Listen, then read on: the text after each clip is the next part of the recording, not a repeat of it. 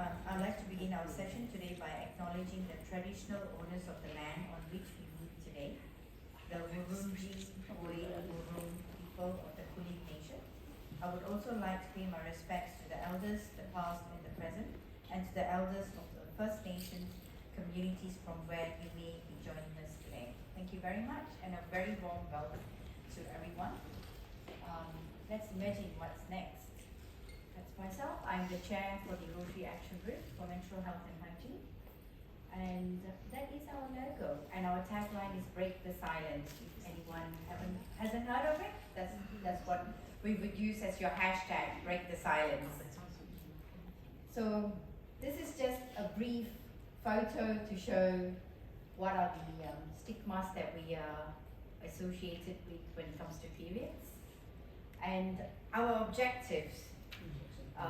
The main objectives of our action group is to give dignity to women and girls to enable them to live a self-determined life, have access to education and economic self-maintenance, reduce menstrual waste, and contribute to the environment protection, create awareness on sanitary products that's available, encourage the use of reusable sanitary napkins or reusable or biodegradable sanitary napkins and menstrual cup, educate young boys and teenagers and men on periods, and break the taboo that's attached to periods.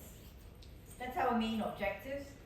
We cover the 7 areas of focus. I'm not going to go through, as Rotarians, we all know what are the 7 areas of focus that there is. And what is period poverty? Anyone in the audience would like to say what is period poverty? Anyone? Hands up. What would you like to say? Period poverty is when women and girls cannot afford period products, and it prevents them from seeking education, job opportunities, things like that in their normal life. Yep, spot on. Anyone else want to add to that? Any hands up? Well, they don't have regular periods. Yes, please go ahead. Yeah. Scanty periods. Period poverty also means using of very wrong methods for safety during those times, and using inferior material. Yes. Thank you. So period poverty is defined as lack of access to menstrual products, hygiene facilities, waste management, and education. This is what you guys have actually said. That's what it is. It is a global issue affecting those who don't have access to safe hygiene menstrual products. They need and who are unable to manage their periods with dignity, sometimes due to community stigma and sanctions where they don't have access, they're looked down, you're called dirty because you're during a period, they are put away into a corner of a house or a room. You become untouchables, and in some cultures, when you actually attend period, you're celebrated, and after that, when you have your monthly, you're kind of put away somewhere. So these are the kind of cultures that there are out there, and they still observe these things. And 1 in 10 girls in Africa miss school because they don't have access to menstruation products, or because they aren't safe or private toilets for them to use in schools. That's when the WASH programs come into place, building of toilets or refurbishing the toilets that's available. In Kenya, it's about approximately 50% of school-going age girls do not have access to menstrual products. And in India, it's about 12%. Period poverty is a global issue. This is just 3 countries that are picked up. I am from the UK, and we do have period poverty in the UK, in my own doorstep. There is period poverty in Australia. I was told that you can have access to sanitary products in the supermarket. There's corners where you can actually pick up sanitary towels. So it is something that's even in developed countries. It's not just in third world countries or underdeveloped countries. It's everywhere. And as Rotarians, we need to be more aware on what's going on. And types of period poverty: access-related, affordability-related, embarrassment and fear of embarrassment, culturally related alienation period of exile, that's what I mentioned earlier, environmentally lack supplies and sanitary facilities, loneliness, a combination of the two, or more other forms of lack of access, affordability, fear of embarrassment. These are few to mention. And lack of access to period products leads to school absenteeism, poor grades, you have dropouts, low-level jobs, low status of women in the society. It's a vicious circle that we go through. So we also need to empower the girls, and in a way to empower girls is make sure that they have access to sanitary products so they can go to school and empower themselves and have a better lifestyle and a better education. Menstrual pads are made of 90% plastic, and plastic products can take up to 1,000 years to disintegrate in our ecosystem or in the landfills. Menstrual waste contributes to 6% of the general waste that we have found in plastics. And this is sort of to show what kind of plastic. So it's not just menstrual or sanitary napkins has got plastic. Your diapers that we use for kids have got plastic, your carrier bags, everything. But menstrual garbage is 6%. That's what we contribute to. So that's something that we can make a difference by switching to a sustainable solution like a reusable napkins or a menstrual cup. And let's think before we throw plastic and how it affects the environment. So let's think before we throw. Let's try to be more sustainable in the products that we use ourselves on a day-to-day basis. And the cost-effective solution is using reusable sanitary napkins, biodegradable sanitary napkins, and menstrual cup. And if anyone is curious to know what a menstrual cup looks like, this is what they look like. If anyone hasn't seen one or two, this is just one type of menstrual cup that's available. So that's how they look. So they are not very big. And obviously, if you go onto YouTube, you're able to see how it is. There are videos to see how you can use them. And these are how the reusable napkins look like. It's just so that everyone has an idea of what there is available and the uses that go in. An approach to break the silence, creating girl-friendly sanitary facilities, improving access to sanitary products, increasing knowledge and skills, enabling a supportive environment. And that's all from me. I'm keeping it very brief. I don't want to bore anyone. Thank you very much. And if you have any questions, you can email us on ragmhh@gmail.com, or you can reach out to me personally as well. Thank you very much.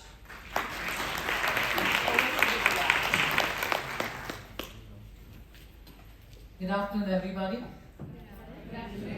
So I think Sharmila has given you a very good idea of what we are doing at the Menstrual Health and Hygiene Rotary Action Group.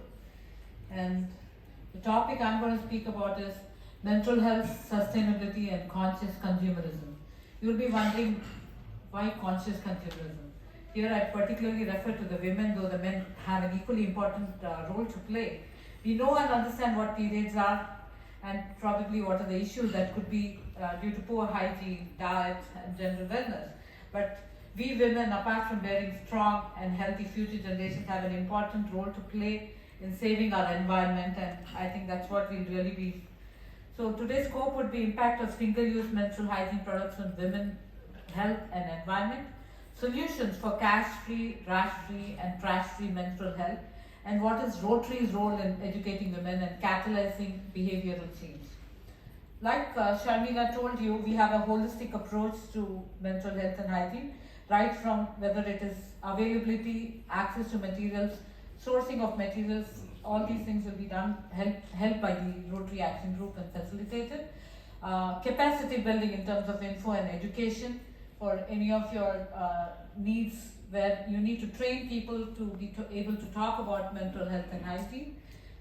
Enabling the environment, which is opening up for public-private participation. We will know more about it when Edgar speaks about the projects which are happening and how to work on reducing the price of menstrual products in different countries. You're having issues about tampon tax, for example. So some kind of activism also is required at some level. We will build up to that, and this is really what the Mental Hygiene Rotary Action Group is all about. And all kinds of supportive facilities where we cooperate with WASH and other RAGs to help put these facilities in place. On any given day, period poverty is, is a reality. On one hand, period products are important for a woman's dignity. There is no doubt about it. But to carry on her, normal life. But on the other hand, it's a ticking time bomb in terms of its impact on the environment. And these are some numbers for you to look at, the kind of numbers of women who are menstruating, which means an average pad, disposable pad, takes anywhere between 300 to 500 years to decompose completely, and the plastic of it can never decompose, as you know. It has to go into the soil, which means there's so much of soil pollution happening. If you want to hark back and look at how the pads have developed over the years, and slowly how the plastic has sneaked into every aspect of our menstrual hygiene. If you look at the applicators in your tampons, they are plastic. And then as we developed over the years, we have these cute pouches into which you can bundle your napkins and dispose it off. But hey, that's also plastic, right? And improvisation has led to the polypropylene based perforated top sheet for high absorbance, lightness, etc., etc. Everything which is convenient at the end of the day is like sneaking us into the plastic zone and to the danger zone, and it's a huge. Let's look at the impact of these disposable period products. If you look at the impact, if you look at the tampons, the product comes in close contact with the skin and the mucosa. And the tampons, even the period products like your disposable napkins, they are in close contact with the vagina. Vagina is supposed to be the most absorptive organ in your body. And for women who need to be given medicine, they are sometimes just diffuse it through the vagina. So that's how absorptive it is. And here we are in close contact with a huge number of toxins which are present in the. Because you bleach, you need whiter and whiter products because it looks good. So we bleach, so you have a hygiene risk because of the super absorbent polymer. It is an increased risk to your health. You have dioxins which are used in the process, petrochemical additives. You have fragrances to make you artificially feel you're smelling better, right? And agents which are like formaldehyde and urea, which leads to allergies and rashes. I don't think there's a single woman here who will disagree with me if I say that we have been through rashes and we have it. Is there anybody who disagrees with me? Put your hand up. No hands up there. Yeah? And we already spoke about the huge amount of plastics which are there in it, huge environment risk, and the health risk, of course, the chlorine bleach, personally and also to the environment. So all these chemicals are leaching into the ground and they are really messing us up in terms of the environment. I don't need to tell you about the effects of single-use tampons and pads. You have chafing on the thighs and the genitals, cystitis, imbalance of bacterial flora which is created by all the chemicals, contact dermatitis, and malodor. In fact, Sharmila was showing you the cloth pads. My daughter uses these cloth pads. She takes them to school and after usage puts it into a small pouch. She changes and brings it back home, puts it into just 1 mug of water and washes it. Soaks it for 20 minutes and washes it, and no odor. The odor is because of all the additives which have gone into the pads. We will not even realize this unless we shift. The shift has to be there. Right? And of course, with tampons, you have the toxic shock syndrome and other issues, lot of medical issues. One of the key issues is dryness of the vaginal mucosa because of the kind of close proximity with which we have to place the pads. We feel insecure otherwise, right? Health-wise, look at this. 1/3 of women who complain of vaginal itching, rashes and soreness is due to sanitary pads. 1/3. And poor hygiene combined with all these chemical ingredients can also cause infertility and cancer. So we are really looking at something drastic from a health perspective. Like Sharmila mentioned earlier, plastic is a huge threat to our environment. Almost 6% of menstrual waste, 6% of plastics in the oceans, according to a study by National Geographic, is contributed by menstrual waste.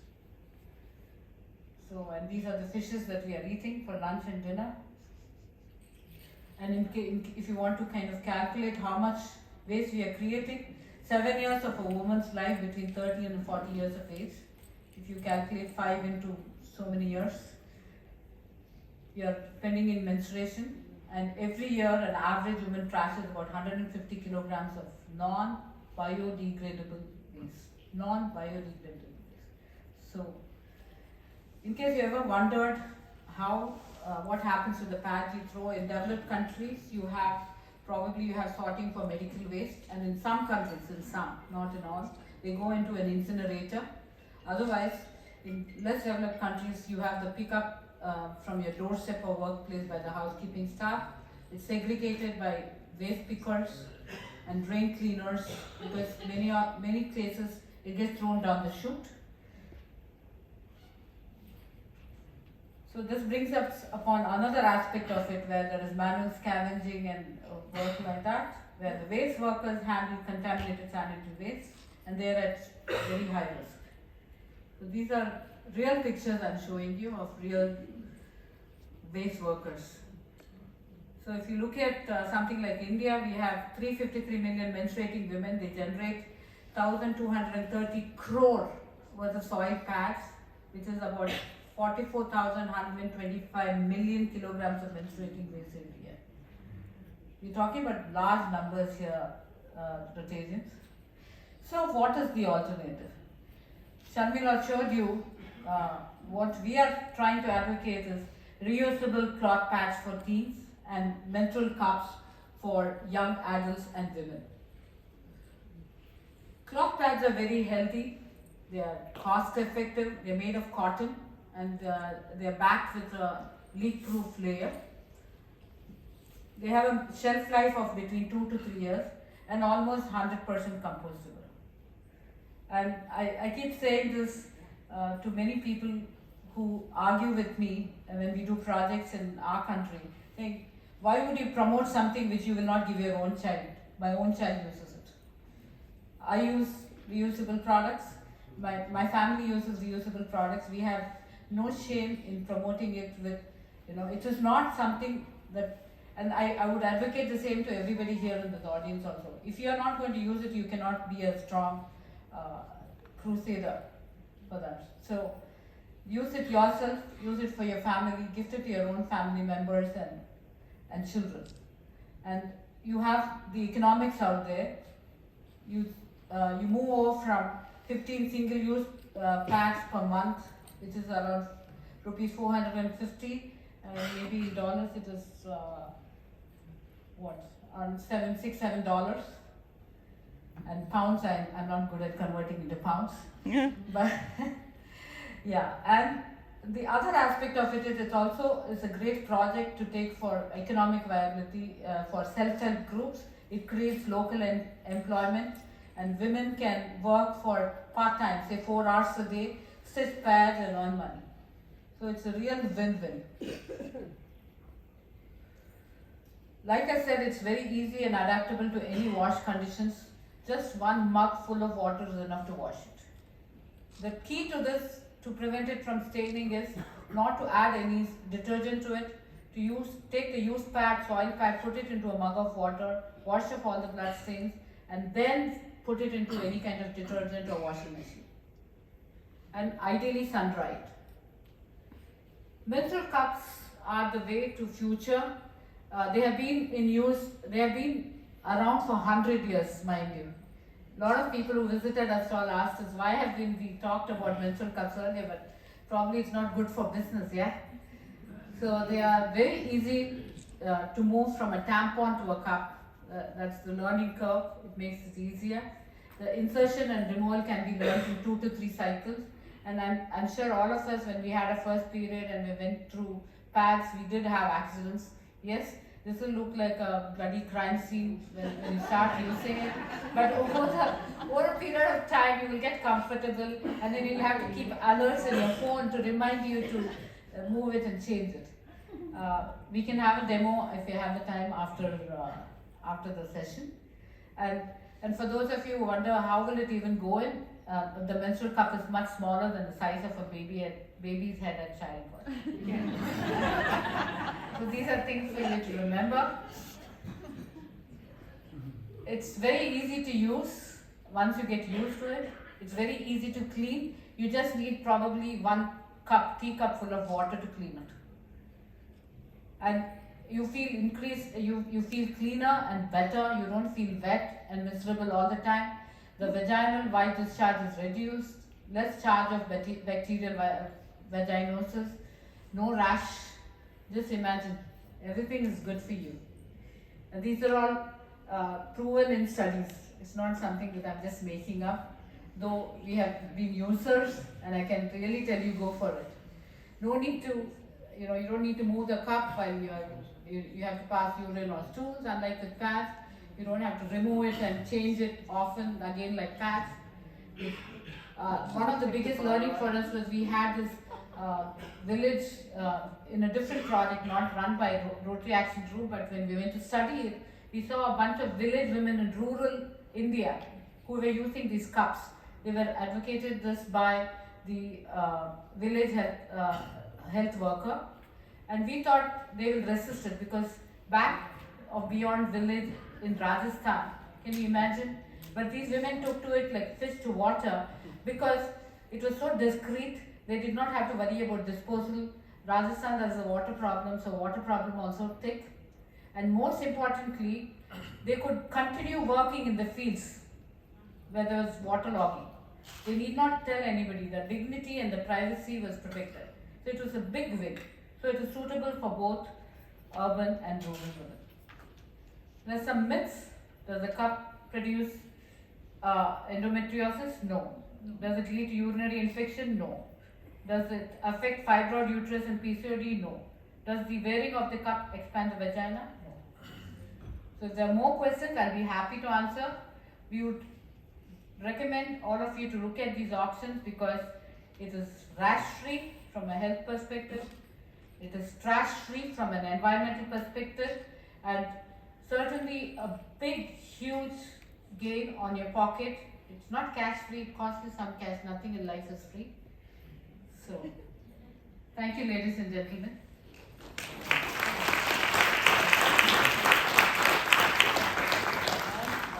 One question.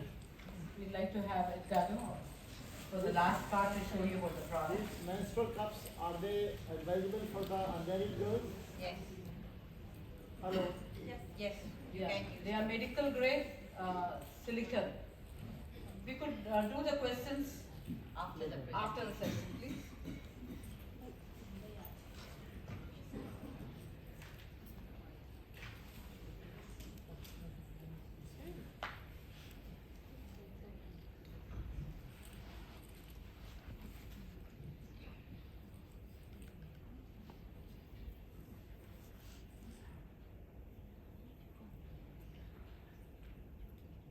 Terminalize that.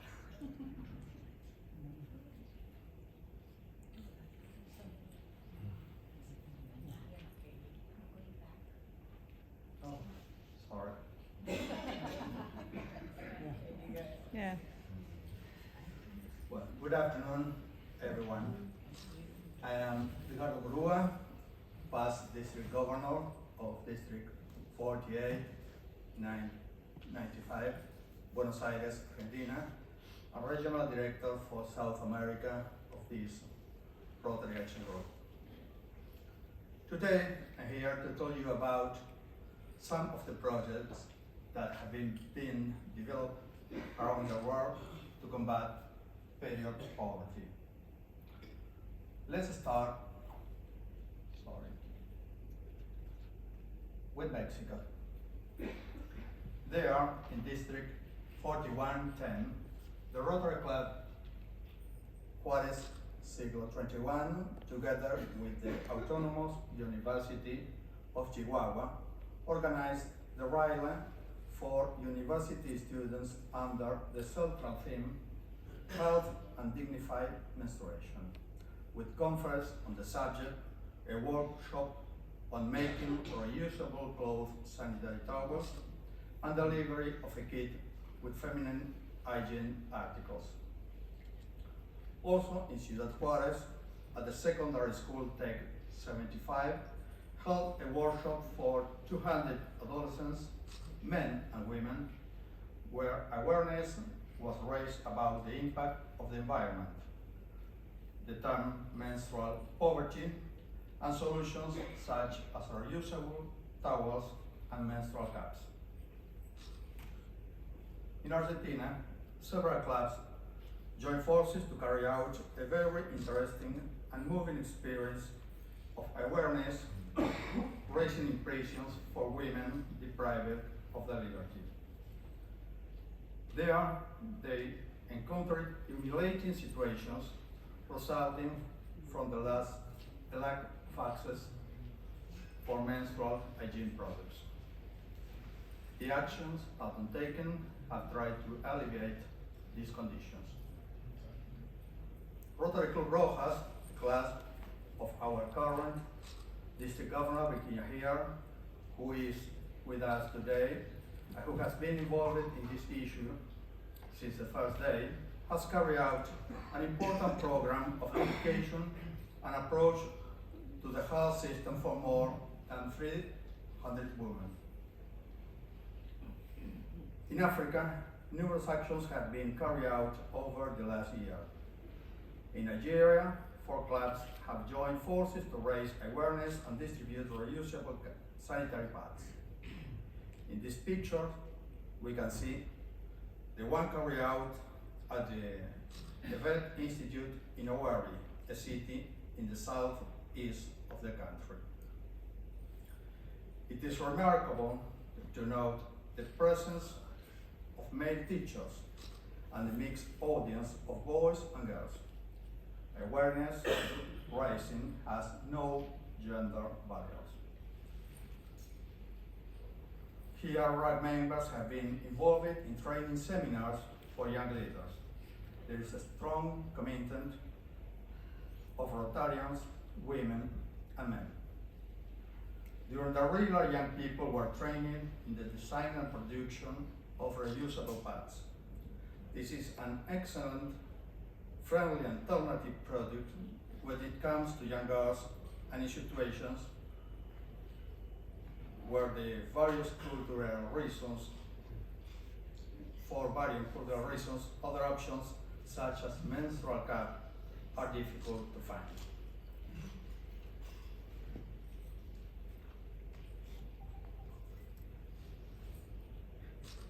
Actions have also been developed in alliance with other organizations such as Day for Girl in Ethiopia. A great number of projects have also been carried in India, working with the Rotaract shown in this slide. Dr. Minashti is one of the most important medical leaders of this action group, here at the Samsung Semiconductor Factory for Women Assembly Workers in Hunsuru, Karnataka. Below we can see the action developed by the Chennai Rotary Club Palava in the city of Chennai, providing training to young students. Rotary Club Chennai Koratur also conducted educational activities on the benefits of period hygiene. Rotary Club Bangalore West, with the support of Governor of Karnataka, a state in southwest India, organized a Zero Sanity Waste event to raise awareness about the importance of contribution to the environment by reducing the generation of waste from menstrual hygiene products. In Germany, all Rotaract clubs joined hands to carry out the federal social campaign Menstruation to raise awareness, promote equal opportunities and increase educational opportunity. The RAG organizes the first Latin American Forum on menstrual health and hygiene, focused on development of projects to eradicate period poverty. In Mexico, under the leadership of our regional director, Veronica Lozana, several information and training meetings were held with a large attendance of Rotarians and non-Rotarians. The RAG board organized regular meetings, regular virtual meetings with important guest speakers in order to broaden the perspective of the issue of period poverty and to generate participant alliance with other action groups and organizations. Now, the $1,000,000 question.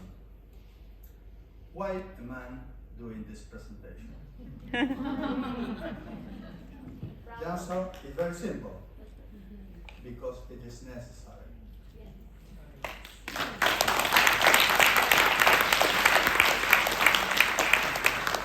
We all need to get involved in these issues. Many associate this RAG with a feminine issue, but it's not. It's a basic human right issue, affecting not only women, but everyone regardless of gender, age, race, or region. As mentioned before, we are talking about well health and well-being, quality education, gender equality, clean water and sanitation, decent work and economic growth, responsible consumption and production. That is why it's necessary to involve everyone without distinction. As I started preparing my period as district governor in early 2020, thanks to my wife Ines, I learned about a group called Women Rotary that advocated for this issue, and I was amazed by the enthusiasm and strength of these women, and became aware of the concept of menstrual poverty. So I introduced this issue as a main theme in my assembly, and then accompanied them on their arduous journey to gain recognition as a RAG. I am grateful to Ines for giving me the opportunity to discover the vital relevance of this issue that she is so passionate about. Rotary Policies drives our organization ongoing cooperation with the United Nations. Our areas of focus are absolutely compatible with the Sustainable Development Goals on the 2030 Agenda. And while all of them are important, there are one that could be said to sum them all. The number 17, partnerships to achieve the goals. We can and should move forward in strategic alliance with other NGOs for the development of our project in order to meet the goals of Rotary Action Plan.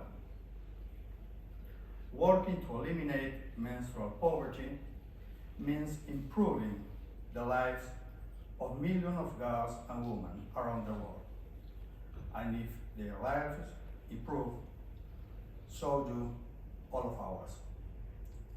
A happy period leads to a happy family, leads to a happier community. This is a very new RAG, but one with enormous potential and enthusiasm. In less than 2 years, it has demonstrated it. And to paraphrase the slogan of the year, imagine what's next. Thank you.